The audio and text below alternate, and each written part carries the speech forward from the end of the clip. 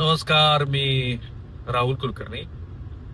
महाराष्ट्र राज्याचे विद्यमान मुख्यमंत्री श्री देवेंद्र फडणवीस यांनी आज काही विक्रम केले. मुख्यत्वे ज्या शरद पवार यांच्याबरोबर त्यांची महाराष्ट्र अंतर्गत आजही सुरू असलेली जी राजकीय स्पर्धा आहे त्या शरद पवारांनाच मागं टाकून फडणवीस यांनी हा विक्रम नोंदवलाय. पण आणखीन बऱ्याच अशा बाबी आहेत की ज्या बाबी मला असं सुचवत आहेत की या दोन नेत्यामध्ये तुलना झाली पाहिजे. दोघांच्याही वयाचं अंतर, दोघांचाही राजकीय अनुभव पाहता खरं तर तशी तुलना अप्रस्तुत ठरावी. परंतु दोघंही महाराष्ट्र राज्याच्या राजकारणामध्ये अजूनही सक्रिय आहेत. स्पेशली शरद पवार हे वयाच्या ह्या टप्प्यावरती पण ज्या पद्धतीचं राजकारण खेळत आहेत आणि त्यामुळं त्यांना महाराष्ट्र अंतर्गत तरी अतिशय यशस्वीपणे देवेंद्र फडणवीस यांनी मात दिलेली असल्यामुळं आणि फडणवीसांना सुद्धा त्यांच्या मनी ध्यानी नसताना शरद पवारांनी एकदा चितपट केलेलं असल्यामुळं ही तुलना अपरिहार्य आहे आणि ती तुलना आपण करू. त्यासाठी अर्थातच हा व्हिडिओ शेवटपर्यंत पहा, चॅनल सबस्क्राईब करा, बेल आयकॉन दाबा. ही तुलनाच मुळात दोघात सुरू होते ती श्री शरद पवार यांच्यानंतर सर्वात तरुण मुख्यमंत्री म्हणून. कारण शरद पवार यांनी वयाच्या 38व्या वर्षी मुख्यमंत्री पद मिळवलं, तर देवेंद्र फडणवीस हे वयाच्या 44व्या वर्षी महाराष्ट्र राज्याचे मुख्यमंत्री झाले. त्याशिवाय सर्वात कमी काळ महाराष्ट्र राज्याच्या मुख्यमंत्रीपदी राहण्याचा विक्रम सुद्धा देवेंद्र फडणवीस यांच्या नावावरती आहे आणि तिथेही पवारांचा संदर्भ होता. कारण अजित पवार यांच्याबरोबर त्यांनी मिळून जो सकाळचा शपथ विधी घेतला त्या काळात ते केवळ 80 तास महाराष्ट्र राज्याचे मुख्यमंत्री राहिले. सलग 5 वर्ष हे वसंतराव नाईक यांच्यानंतर सलग 5 वर्ष महाराष्ट्र राज्याचं मुख्यमंत्री पद भूषवण्याचा विक्रम देवेंद्र फडणवीस यांच्या नावावरती आहे. सर्वाधिक काळ मुख्यमंत्री राहण्याचा विक्रम हा अर्थातच वसंतराव नाईक, त्यानंतर दिवंगत श्री विलासराव देशमुख आणि आता तिसऱ्या क्रमांकावरती आहेत ते देवेंद्र फडणवीस. विदर्भामधनं 2 मुख्यमंत्री झाले, एक मारुतराव कन्नमवार आणि दुसरे सुधाकरराव नाईक. तर त्याच्यामध्ये ह्या दोघांच्या शिवाय आधी वसंतरावांच्या नंतरचा संदर्भ होतो, तर त्याच्यानंतर केवळ देवेंद्र फडणवीसच असे आहेत की ज्यांनी पूर्ण 5 वर्ष आपल्या कारकिर्दीमध्ये मुख्यमंत्री पद उपभोगलं, टिकवलं. आणि आता असं दिसतं आहे की देवेंद्र फडणवीस यांनी आज जो विक्रम केला आहे त्या विक्रमाचं महत्व काय. कारण वसंतराव नाईक 11 वर्ष 78 दिवस महाराष्ट्र राज्याचे मुख्यमंत्री होते. विलासराव देशमुख 7 वर्ष 129 दिवस आणि आता तिसऱ्या क्रमांकावरती शरद पवारांना मागं टाकू. कारण देवेंद्र फडणवीस हे 6 वर्ष 237 दिवस महाराष्ट्र राज्याचे मुख्यमंत्री आहेत, तर शरद पवार हे 6 वर्ष 221 दिवस महाराष्ट्र राज्याचे मुख्यमंत्री होते. देवेंद्र फडणवीस यांनी एकूण कार्यकाळात शरद पवार यांना मागं टाकत तिसरं स्थान मिळवलेलं आहे. जर आपण सलग एकाच टर्म्स मध्ये सर्वाधिक काळ मुख्यमंत्री राहण्याचा विचार केला तर वसंतराव नाईक आणि त्यानंतर सलग 5 वर्षाचा कार्यकाळ हा थेट देवेंद्र फडणवीस यांना मिळालेला आहे. मध्ये विलासराव देशमुख होते, पण मध्ये सुशीलकुमार शिंदे यांचा तो खंड होता 2004च्या निवडणुकीत. आणि म्हणून 2 नेत्यातली तुलना अपरिहार्य आहे. तर आपण आता सुरुवात करू ती शरद पवार यांच्यापासून. एकतर 5 दशकाचा प्रदीर्घ अनुभव, त्या अनुभवामध्ये अनेक राजकीय चढउतार, स्वतःचे पक्ष 2 वेळेला स्थापन केले. एकदा त्यांनी काँग्रेस पक्षातनं बाहेर पडून पुन्हा काँग्रेस पक्षाबरोबर राजीव गांधी यांच्या उपस्थितीमध्ये तेव्हाच्या औरंगाबादमध्ये पुन्हा काँग्रेसमध्ये प्रवेश केला. सोनिया गांधी यांच्या विदेशीपणाच्या मुद्द्यावरून त्यांनी पक्ष सोडला आणि नंतर पुन्हा त्याच काँग्रेस बरोबर ते सत्तेमध्ये आले. त्यामुळे राजकीय कर्तृत्वाच्या पातळीवरती शरद पवारांनी जे प्रस्थापित मराठा समाजाचे नेते आहेत त्यांच्यापेक्षा वेगळी वाट चोखाळून आपलं स्वतःचं राजकीय अस्तित्व केवळ महाराष्ट्रातच नाही तर दिल्लीच्या पातळीवरती पण दाखवून दिलं. दिल्लीमध्ये महाराष्ट्राचे राजकीय नेते रमत नाहीत असा जो समज होता तो शरद पवारांनी खोडून काढला. अतिशय सतत कार्यकर्त्यांच्या गराड्यामध्ये राहून ज्या ज्या नवनवीन गोष्टी शिकता येतील त्या नवनवीन गोष्टी शिकून त्यांनी दिल्लीच्या वर्तुळामध्ये स्वतःचं बस्तान चांगलंच बसवलं, जे देवेंद्र फडणवीस यांनी अद्याप, कारण ते दिल्लीत त्यांचं राजकारण सुरूच झालेलं नाही. या टप्प्यावरती म्हणतात की त्याचं राजकारण लवकरच सुरू होऊ शकतं. पण संरक्षण मंत्री म्हणून, केंद्रात शेती खात्याचे मंत्री म्हणून शरद पवार यांनी आपला एक मोठा असा ठसा उमटवलेला आहे.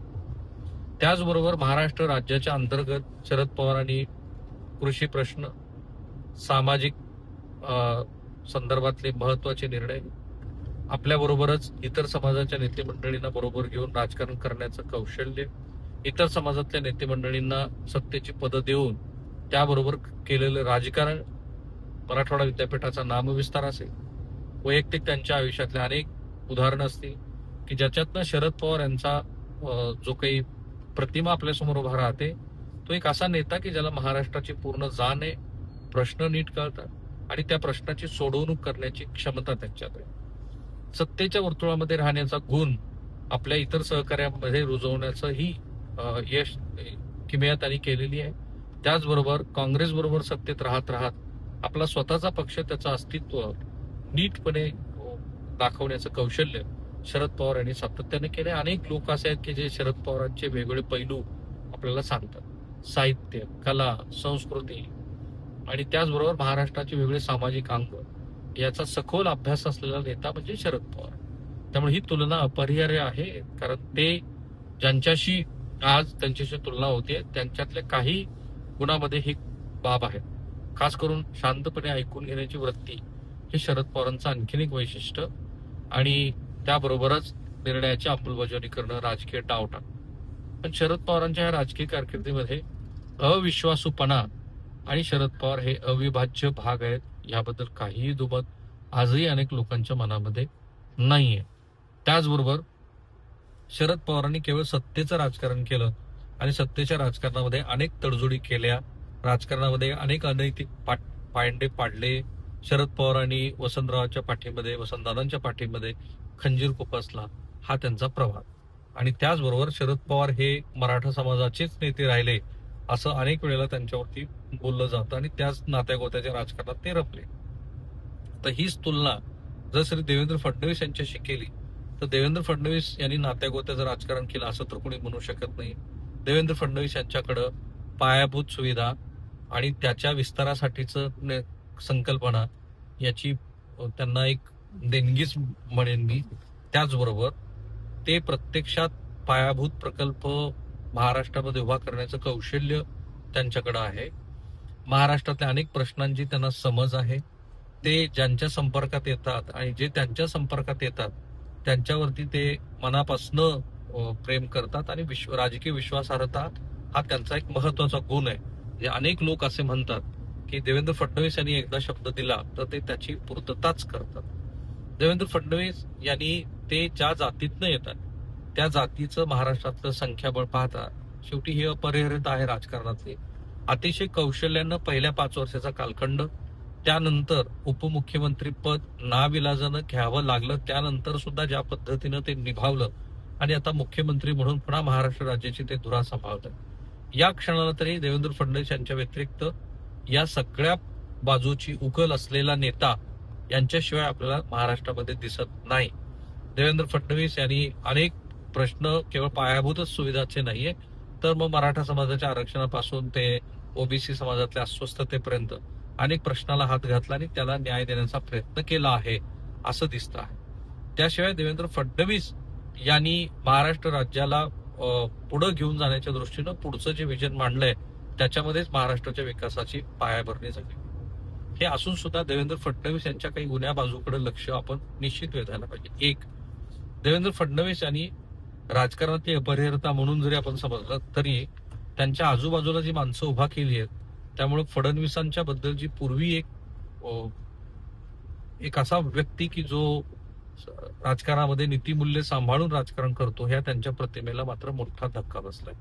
देवेंद्र फडणवीस यांच्याबद्दल विशिष्ट समाजामध्ये विशिष्ट धारणा होण्यामागचं कारण हे पण आहे की त्यांच्या आजूबाजूचे लोक ज्या पद्धतीनं त्यांचा सामाजिक वावर आहे ते ज्या पद्धतीनं बोलतात आणि महाराष्ट्रामध्ये ह्या लोकांच्या ह्या वागण्याचे परिणाम हे परिणामी देवेंद्र फडणवीस यांच्या प्रतिमेच्या संदर्भामध्ये होतात. देवेंद्र फडणवीस यांच्याबद्दल अजून असं म्हटलं जातं की ते ज्यांचं ऐकतात त्यांच्यावरती ते इतका विश्वास ठेवतात की त्याच्यानंतर त्या व्यक्ती चुकूच शकतात की नाही असा प्रश्न पडावा. म्हणजे त्यांच्याच मंत्रिमंडळात ते त्यांचे काही सहकारी जे संकटमोचक म्हणून वगैरे ओळखले जातात त्यांच्याबद्दलच्या वैयक्तिक संदर्भातल्या अनेक प्रश्नांचे उहापोह सामाजिक पातळीवरती खूप वेळेला झाली, पण दरवेळेला फडणवीसांनी त्यांची पाठराखण केली असं दिसतंय. राजकीय संस्कृती जी बिघडली, मुख्यत्वे हे खरंच आहे की फडणवीसांच्या कुटुंबाबद्दल पण आणि फडणवीसाबद्दल पण वैयक्तिक पातळीवरती अनेक टीका टिप्पणी करणारे नेरेटिव्ह सेट झाले, त्यांना त्यांनी धैर्याने सामनाही केला. पण त्याचबरोबर फडणवीसांच्या संदर्भामध्ये हेही म्हटलं जातं की राजकीय संस्कृती बिघडवण्यामध्ये फडणवीस यांचा मोठा वाटा आहे. खास करून जे पक्ष फाटाफुटी झाली त्या पक्ष फाटाफुटीला त्यांना जबाबदार मानणारे अनेक लोक आहेत. त्याच्यात त्यांची राजकीय अपरिहता ह्या बाब लक्षात घेऊन सुद्धा आणखीन एक दिसतं ते शरद पवारांच्या मध्ये आहे. फडणवीस साहित्य, संस्कृती, कला, सामाजिक ताणेबाणे याच्यापासून बऱ्यापैकी दूर आहेत असं दिसतं. त्यांची वैयक्तिक गाण्याची आवड वगैरे हा जरी भाग वगळला तरी महाराष्ट्रासारख्या राज्याच्या मुख्यमंत्र्यांचा जो व्यासंग हवा आहे आणि त्यातनं जे एक वेगळ्या पद्धतीचं त्यांची चिकाटी दिसते, त्यांचा अभ्यास दिसतो वेगळ्या सामाजिक प्रश्नाच्या संदर्भात. पण महाराष्ट्राच्या सामाजिक क्षेत्रातले हे जे वेगवेगळे पदर आहेत त्या पदरामध्ये ना त्यांच्या बरोबरचा तसा जसा शरद पवारांच्या बरोबर दिसायचा तसा ह्या मंडळींचा सहवास दिसतो ना, त्या प्रश्नाची त्यांनी केलेली काही वेगळ्या पद्धतीची उकल दिसते. पण फडणवीसांच्या बद्दल एक मात्र निश्चितपणे आहे, त्यांचं वय आणि त्यांनी महाराष्ट्र राज्यामध्ये दाखवलेलं कर्तृत्व पाहता दिल्लीच्या पातळीवरती सुद्धा फडणवीस यांचा जो ठसा आहे ते खरोखरच भविष्यामध्ये तिथे गेले तर तो महाराष्ट्राचा मनुष्य म्हणून, एक मराठी भाषिक म्हणून ते जरूर पाडतील असं दिसतंय. पण फडणवीसांचा हा कार्यकाळ पाहिल्यानंतर महाराष्ट्रामध्ये सामाजिक प्रश्नांची उकल झाली का असं जर मला कोणी विचारतं मी म्हणेल नाही. महाराष्ट्रामध्ये उलट नवनवीन सामाजिक प्रश्न निर्माण झाले. महाराष्ट्रासारख्या राज्याची जी राजकीय संस्कृती आहे त्याची थट्टा आणि महाराष्ट्रातल्या निवडणुकामध्ये सुरू झालेले पैसा वाटपाचे जे प्रकार आहेत त्याबद्दलचे देशासमोर गेलेली उदाहरणं यांनी महाराष्ट्राची प्रतिमा निश्चितपणे डागाळली गेली. त्याशिवाय स्वतः अर्थशास्त्राचं चांगलं आकलन असून सुद्धा केवळ निवडणुका जिंकण्यासाठीच केलेले राज्याच्या अर्थसंकल्पाच्या संदर्भातले वेगवेगळे प्रयोग की जे अल्टिमेटली महाराष्ट्र राज्याला मागं घेऊन जाणार आहेत आणि त्याची आजही भलामण करत असलेले फडणवीस असं परस्पर विरोधी चित्र महाराष्ट्राला फडणवीसांच्या निमित्ताने पाहायला मिळतं. पण ही तुलना होणं अपेक्षित आहे, ती होतच राहील, कारण महाराष्ट्राच्या सध्याच्या तरी राजकीय पटलावरती फडणवीसांचा जो काही आत्ताचा वावर आहे तो वावर हा महाराष्ट्राच्या पुढच्या वाटचालीच्या दृष्टीनं दीर्घकाळ परिणाम करणारा असेल. त्यामुळे ही तुलना होणं साहजिक आहे. ती तुलना मी केली तरी सुद्धा तुमची काही मतं असणारच आहेत की ही तुलना परिपूर्ण नाहीये, मलाही कल्पना आहे, कारण एक एक मुद्दे काढून मी त्याचं विश्लेषण करू शकतो. पण तुम्हालाही काहीतरी सांगायचं असेल तर जरूर या व्हिडिओच्या कमेंट बॉक्समध्ये टाका. चॅनल सबस्क्राईब करायला विसरू नका आणि हा व्हिडिओ घरोघरी थांबूया पडतो. थँक्यू.